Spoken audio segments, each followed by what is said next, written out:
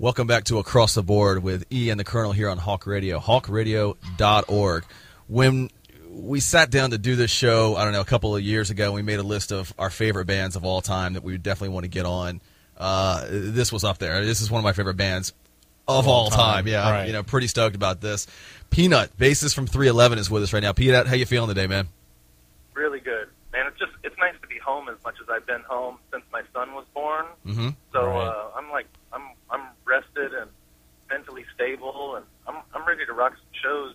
You know, in about a month we're going to start touring. So I think I'm going to be more ready for it than ever. I got the new motivation of being a dad and all this rest, and I'm ready to chop heads off. That's good. Nice, man. Good way to start the new year of your birthday as well. So that's incredible. Totally. Yeah. So the new single just dropped, "Sunset in July." Loving it. It just came out, a little bit ago, and the new album comes out, in late July. Obviously no coincidence there. Talk about the new album, what we can expect from it. Well, the new album is an 8-song collection of all killer, no filler. It'll be disappointingly short for people who like long albums, but it'll be frighteningly rich with like musical vitamins, like an oral blueberry. It'll be just what you need. It'll be like a musical snack that no other band can offer. So the new album is Universal Pulse, and again, "Sunset in July" is the new the single that's out right now. We were talking about your writing process, and do you consciously, make people? It's like I said, Pink Floyd used to do. It's almost like Pink Floyd meets Jimmy Buffett, where you're transported to a different place, but it's kind of that beachy kind of feel, with the reggae and everything. So are you thinking about that, like the musical escapism for people when you write, or is it just what's in you that's coming out?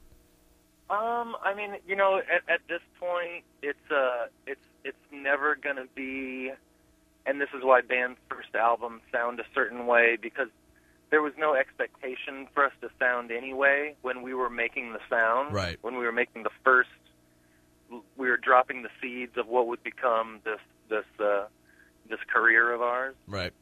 So we have to walk that line, in all, more honest than any other musician will be. For sure. Of pleasing ourselves and of course pleasing our audience. Everyone knows that's going to happen, but how it changes the writing is really an interesting thing to be a part of. I love writing for our audience. I think it's a great thing. My thing is always write for the diehards. That there is people that they want to hear a certain thing, but what's crazy is there's 200,000 people, yeah.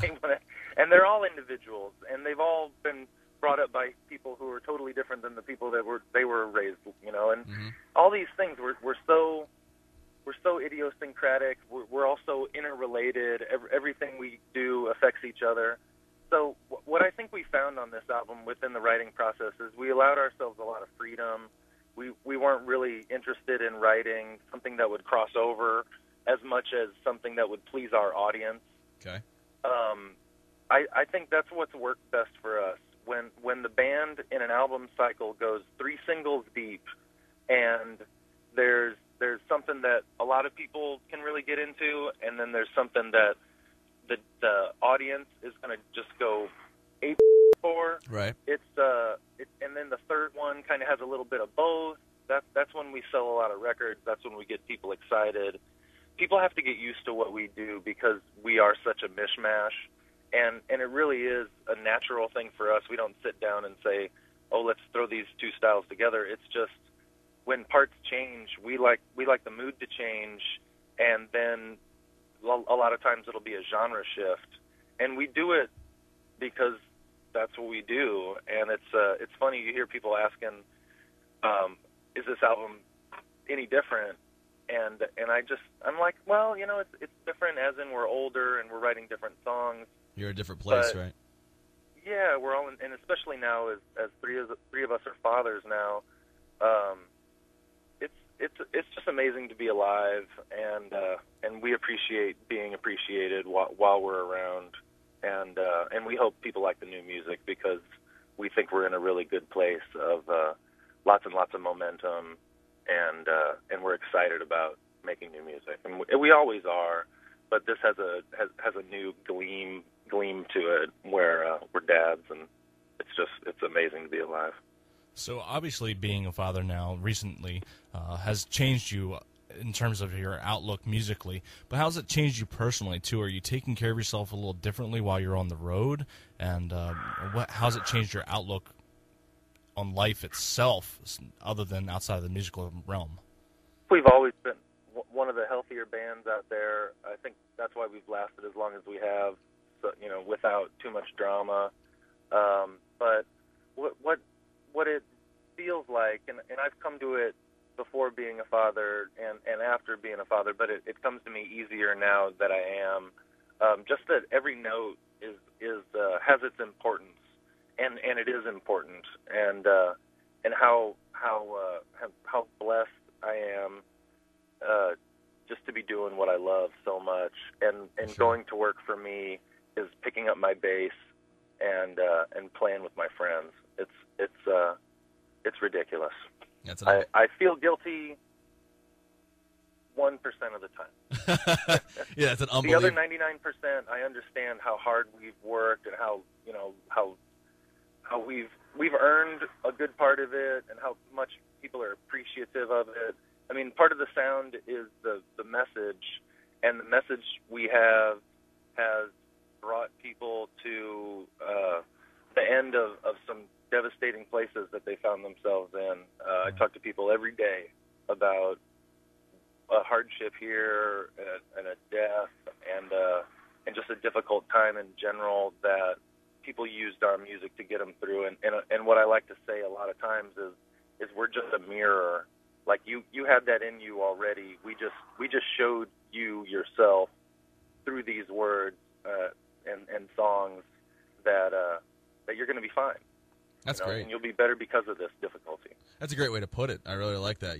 That's just a way for them to see it themselves. That's great. And it's such an incredible dream that you guys, that dream that you had growing up, and you've reached it now, but well-deserved for sure. Let's talk a little bit about the summer tour. You guys are everywhere. I mean, literally hitting almost every single state. We'll definitely check you out when you come around the Mid-Atlantic. But mainly, let's talk a little bit about the Powwow Festival. So this is something that you guys put on, and it's a 3-day festival, 2 stages, and it's August 4th through 6th down in Live Oak, Florida. But it's actually, you're encouraging people, obviously, to camp out for the entire time. You've got the Dirty Heads, you've got Deftones, Sublime with Rome, all of these great bands. And you guys are actually playing 4 separate sets. Talk a little bit about that. Well, it's going to be 2 shows that are 2 sets each is really what it is. We've told people that it's 4 sets, and I think that sounds a little bit more impressive than 2 shows.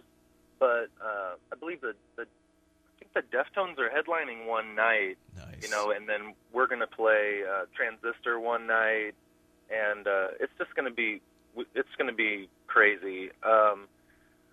It's going to be tough. The people that show up are pretty rugged individuals, Mm-hmm. or if they aren't now, they will be so much more so when they leave, because it's going to be Florida in August, Right. and it's a rock fest. It's not a take your shoes off and feel the grass in between your toes. Right. It's strap on your boots and have a good time, of course. But it's it's going to rock, and I'm excited about that. I mean, I love a take off your shoes kind of event, but this is perfect for our audience and perfect for our fans, and ever since we got the Deftones and announced that, there's been a nice emotional lift in how people are feeling about it, because they know physically it's going to be difficult, and they enjoy hearing the names of some of the bands coming on. But when we announced the Deftones and Ozo Motley and the second list of names, it really felt like it started to get things going. So if you want to learn about nature and rock and roll, come to our little music camp. It's going to be great. Absolutely, and every show is going to be incredible that you guys are playing this year. So really looking forward to those and the new album. If you Peanut, if you had to play one song, if somebody said you could only play one Sublime song, I'm sorry, one Sublime. I'm reading off the notes. If you could play one 311 song, the rest of your time, what would it be? What would that one song be? I guess that would be Come Original. Uh-huh. Off the top of my head, a different day, I'd probably pick a different song. Mm-hmm. But something that I know people get excited to hear, something that's super fun for me to play on bass. I love the message. It just kind of works on lots of levels. I think it's a quintessential 311 song. So to pick something obscure, although it's tempting, something that I think we're lucky to have dancehall reggae played from a rock band's perspective with right. a slap bass part is I think that's a creative feat that I love recreating almost on the nightly. Absolutely. Makes sense. Yeah. Across the board with Ian the Colonel here with Peanut from 311. Peanut, I've seen you guys play before. I saw you guys play live at Amsterdam back in Randall's Island, New York, way back Cool. And you guys performed that's the day I met Bootsy. Yes. I have and pictures of that. I love me some Bootsy. I consider him a friend. He texted me the other day and asked me if I knew anybody in San Francisco that had a specific piece of studio/bass gear. Like, Nice. This is great. Like, I wish I could help you, but just to even be called upon you by a bass god is just a dream come true. Oh, for sure. Long live Bootsy Collins. And that kind of leads into actually what I was going to say was, on that show, I remember you guys were there. Red Hot Chili Peppers was there. Wyclef Jean played with 311, right? right? Wyclef played with 311. Right. And then, Bootsy was the MC of the event. I look at three right there, and I'm not trying to be an ass kisser here, but three of the best bassists of all time right there. I like you, Bootsy, and Flea. What was it like to be at that show, to be invited and be a part of such a huge event like that? It's a trip. It's nuts when we play with the Red Hot Chili Peppers. The handful of times that we have, I went out of my way to find Flea and make sure we exchanged pleasantries because that was a childhood kind of bucket list kind of thing. It's a trip. I definitely consider myself a student of the instrument and just kind of adding the right amount of flavor to a song is such an art. All three of us can play a billion notes a second if that was our aim, but I think all three of our best songs, at least in one part or another of the song, there's a nice laid back, the bass is just supporting the song kind of thing, and knowing when to step out and be a pioneer, be an innovator, be kind of a kid gone wild on the bass is so much fun. And the thing I always like to mention is the instrument's so young. The instrument's like 60, 70 years old as far as a electric bass, right? And it's got so much room to explore still. There's so many great bass players. It's a beautiful world to kind of immerse yourself in. And one thing that I've always enjoyed is the ladies love the bass. Yes, they do.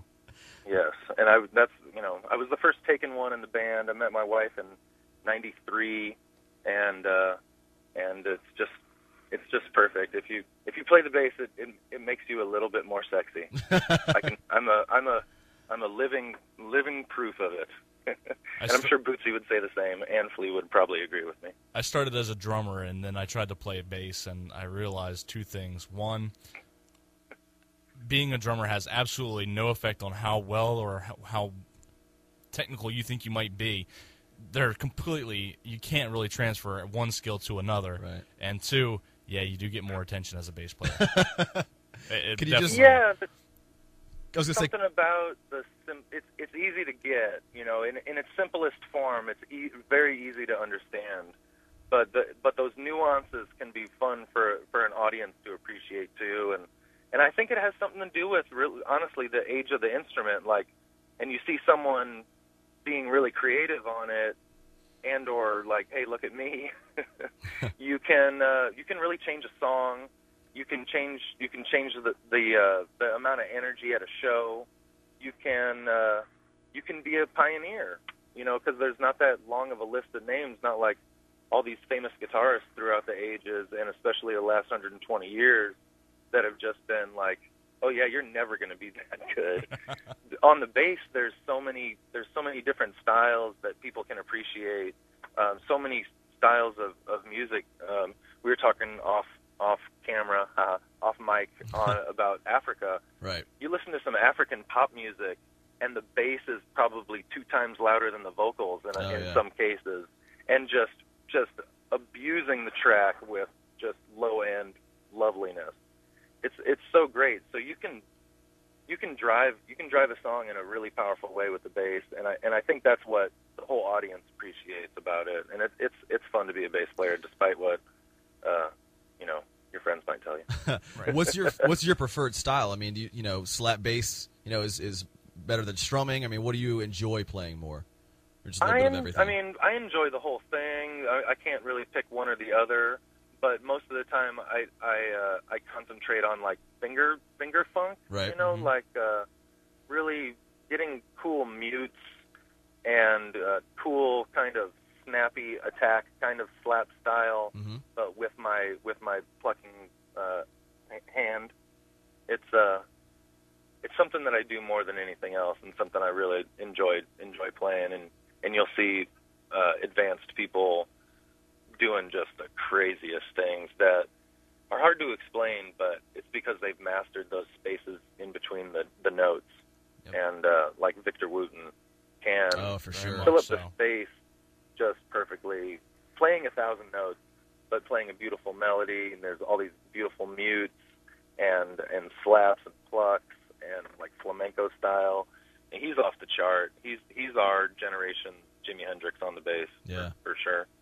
And it's that type of person, and I would put you in that category as well. It seems like the bass is an extension of your body. I mean, it's like it's become part of you, and you're no longer playing an instrument, but the two of you are one instrument together, and it's a pleasure to hear that and see that kind of thing across the board. Go ahead. That's when it's done right. That's right. When that effect kind of happens. It's such a rooty kind of down to the ground kind of instrument that it has to be like that. Across the board with Ian the Colonel here with Peanut from 311. Is there a guilty pleasure CD that you might own, or even track? I mean, is there a song that you have hidden on your iPod you wouldn't tell anybody about? Something that might surprise your fans?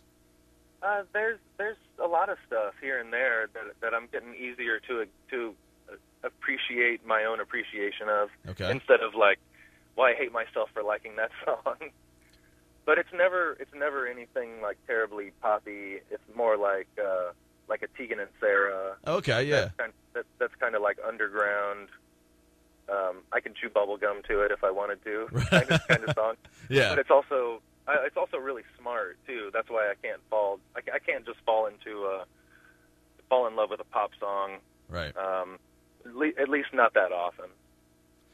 There's an artist named Brett Dennen. Oh yeah. Who writes great, what I would reluctantly call pop songs, but are just great. It's just great music. He has a great voice too. Yeah. I've kind of recently grown in large appreciation of him because of a local radio station out here in Los Angeles that plays really, really good stuff. So I don't know how exposed you've been to the younger scene, but is there a bass player out there for a band that you've come across that you've looked at and said that guy or that girl is going to be huge one day? Oh, Cal Wilkenfeld, who was playing with Jeff Beck for a while. I mean, it's pretty obvious. Lots of people know who she is now, and Bass Player Magazine was talking about her as like check this out a long time ago, and she still looks like she's 12. And just kills on the bass, and it's fun to watch because she is so young, / easy on the eyes, and such a great instrumentalist, and really great off the top of her head, and I like that. I like that in a musician. I think you've got to have that, especially if you play a lot of the same songs or or songs from the same band every night. To be able to get on stage and just kind of rock it out is great. And it lets me know that you really love the instrument. Peanut, if you could hand down a time capsule of sorts to your son, who was just born there, or younger musicians, and you could put 3 things in there. Now, it can be, again, for your family or for musicians. It doesn't have to be music. It can be anything. What would you put in there? Would it be like a bass guitar and a Bootsy album? What would you include? It'd probably definitely have to be a bass somewhere in there. Maybe a book by Robert Anton Wilson, okay, the Illuminatus trilogy.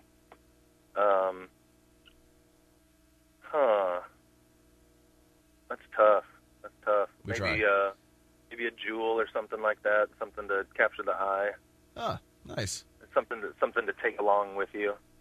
That's a good answer. What do you feel like is left for 311's musical career? I mean, hopefully you guys are playing years down the road, and when your son is growing up and playing as well, if he chooses to do so. But sure. What do you think is left for you guys to accomplish? I think we need to get the attention we want from the international audience.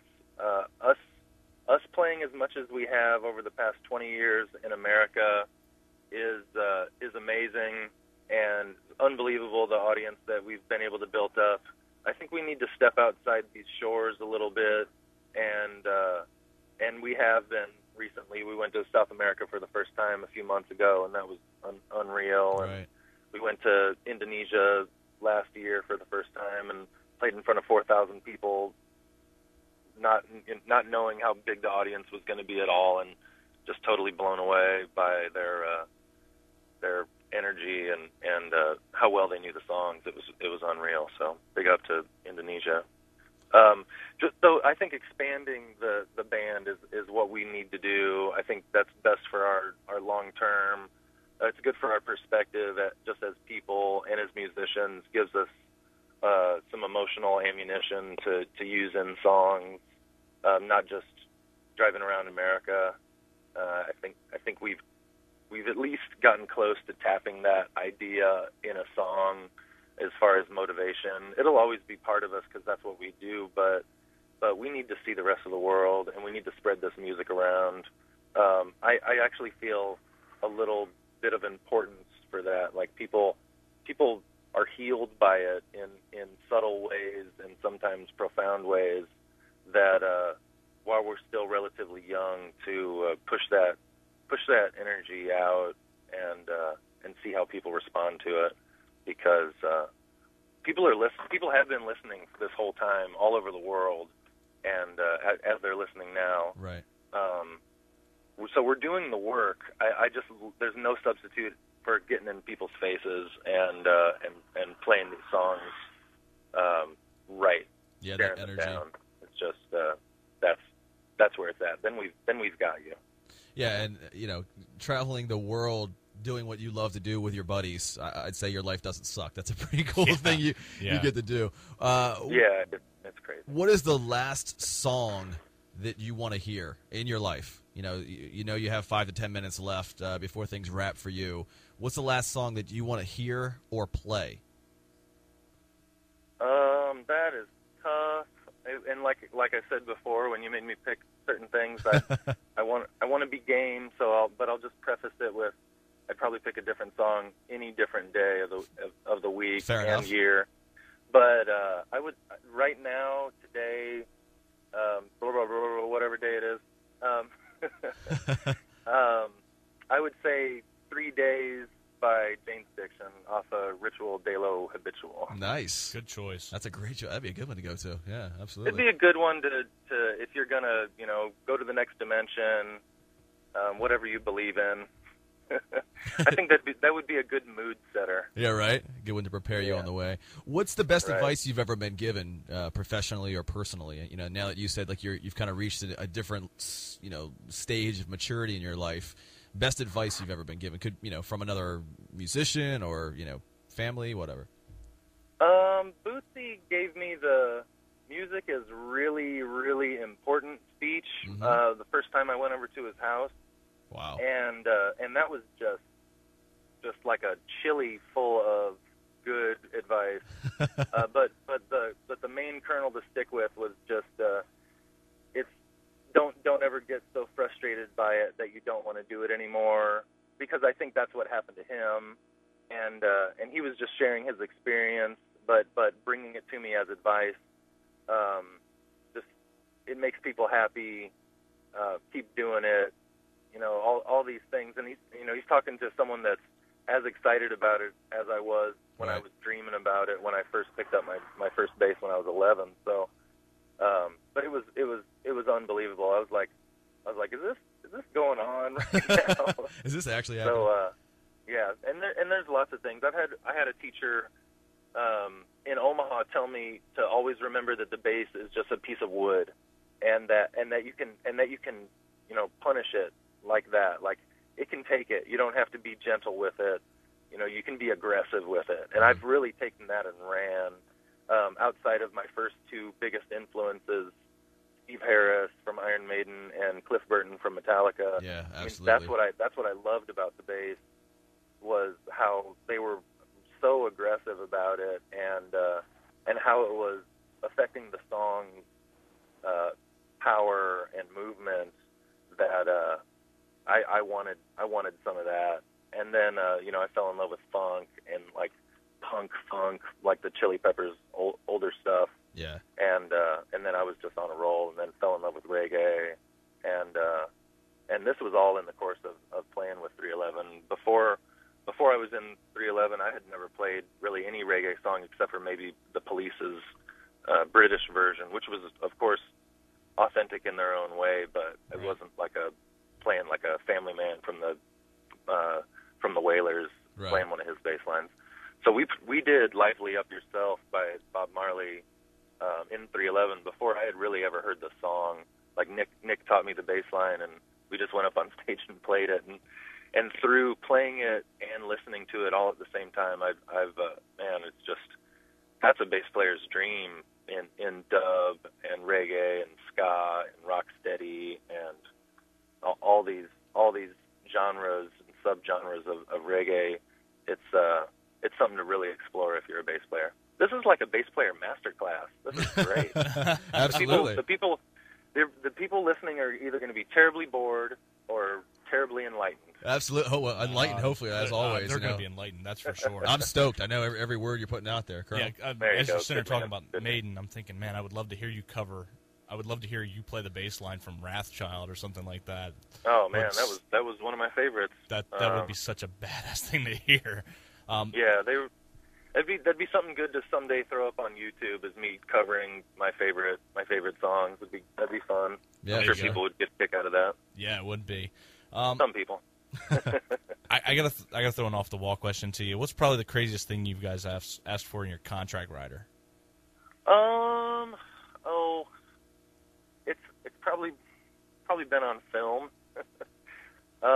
Okay.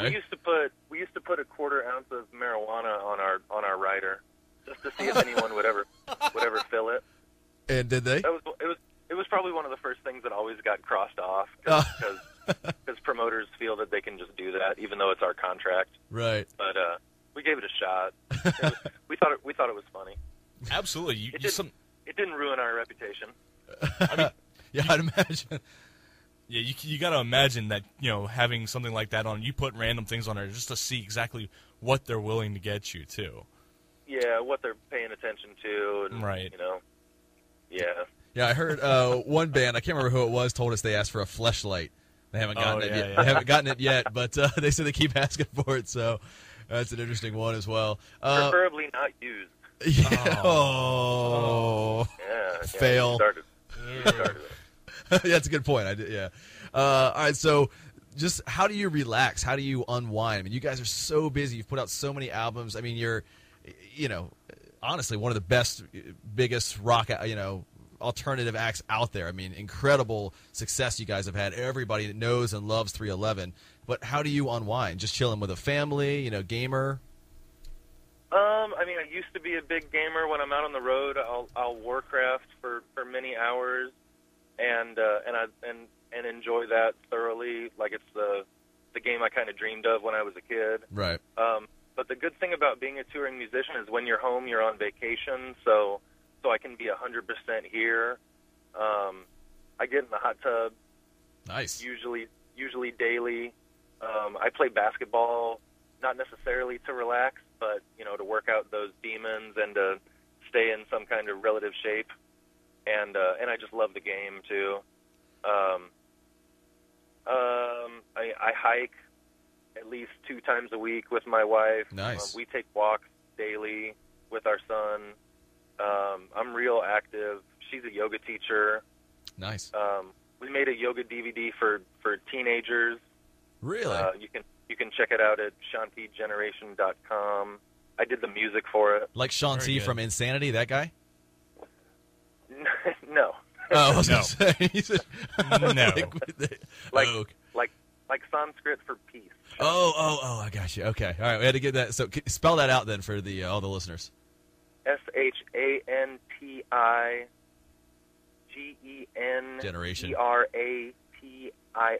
Yeah, okay. You passed the spelling bee. Way better answer than I was like, please tell me it's not that other dude. Great. Yeah, that's tough. Nice. All right, one last question. You're a Lakers fan, if I remember correctly. I am a Lakers till I die fan, despite the sweep. Right. Discuss the recent hiring then and your thoughts. I mean, I think Mike Brown can do good. I think he did great with the talent Cavs. that was on the Cavs. I mean, they were a pretty formidable team with him and LeBron, obviously. And I think he can whip our guys into shape, too, and teach them how to play some defense, because I think that's really the biggest thing that we're missing. For is sure.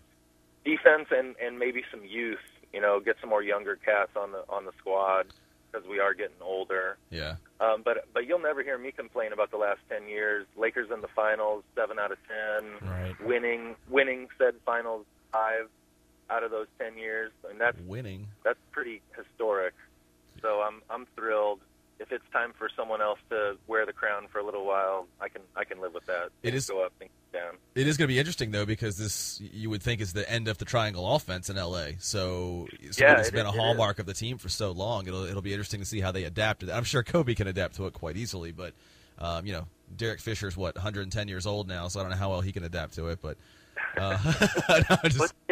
it's so funny. He's like, I think he's a year younger than me, and then you hear him talk about like he's a vet and he's a war hero on the basketball court. He's an old dog, an old soldier. I'm just like, man, he's not that old. Yeah, you're a young guy. I mean, you've accomplished a lot for your time. He's in as good a shape as anybody on the squad. For sure. He's in killing shape. So, yeah. And it's no wonder that he's been the player rep for the whole league for the past, whatever odd years he has been. He knows the game. He knows the players. He's a smart guy to have on the squad. And that being said, I'd love to have a really kick-ass point guard join the team. But we would lose that leadership for sure. But it's going to happen sooner than later. We might as well plan on it. I think we're working on it. I'm excited about the future of the Lakers, and honestly, I don't even mind that they didn't take it further this year. I mean, Dallas was on a tear, and Miami. I mean, they're just too talented. So we need to make some moves, and I'm excited about the future. I like it. Optimistic about it. I can say, coming from this Spurs fan, I want to see some West Coast dominance. I don't care if it's Dallas, the Spurs, or the Lakers, but let's keep that West Coast dominance going. Yeah, I can live with that. I like that. Nice. I always said last question, but what are you guys opening with right now? I know for a while you guys are opening with Down. Is that still the opener, or does it change week by week? I mean, it changes night by night. Okay. Yeah, it really does. I don't think it's rare that we'll open up with the same song unless, like last summer, or not last summer, the summer before last, when Uplifter came out, we were opening the set with Never-Ending Summer, okay, and something like that. Like we had Chad did a electronic intro for it, so it kind of felt like a good way to start the show. But that was also the summer that we didn't change out the songs very much. Like we had a fixed set list. Right. And man, I was like I was on full mutiny. I was like, this is not working. Getting for me. burnt out. Yeah. We wrote 200 and some odd songs. Like, us playing 15 of them ain't gonna do it. Right. Like, please reconsider this. So, and now we're getting really into mixing up the sets again, which I think is a good trademark of ours. Nice. So throwing in like homebrew and stuff like that. Yeah, well, I just think it encourages people to travel because we have so many different kinds of fans, and even fans that have been with us for 10 years, like there's fans that have been with us for 15 years, and fans that have been with us just until recently. It's hard to judge what'll go over. So I think just being prepared for anything is really the best way to go. We've got so many great songs that I don't think we play enough that I'm always harping about. I'm sure the guys are sick of me talking about it, but I think it's best for our audience, especially our hardcore audience. I mean, they're on my mind when I think about the band. It's that's who's kept us afloat. That's why we've been around for 20 years. Absolutely, and we've loved every minute of it. I know I'm speaking for all of our listeners, and obviously myself and the Colonel here. Huge yes. fans. Listen to 311 all the time. Down's got to be my favorite. I think just the beginning of that song, the way it rips in, but everything you guys do is good. I can't really pick a super favorite. So keep putting out the quality, Peanut. I can't say how much we appreciate the time today. No worries. And Sunset in July, and actually, you guys later this month are going to be on Jimmy Kimmel Live performing that as well, so people can check it out there. And of course, we had you guys before Jimmy Kimmel. Come on, and Universal Pulse is the new album, comes out in this July, so check it out. And again, big fans. So this has been Peanut from 311. I'm E. He's the Colonel. This is Across the Board. Be back in a few minutes here on Hawk Radio. HawkRadio.org.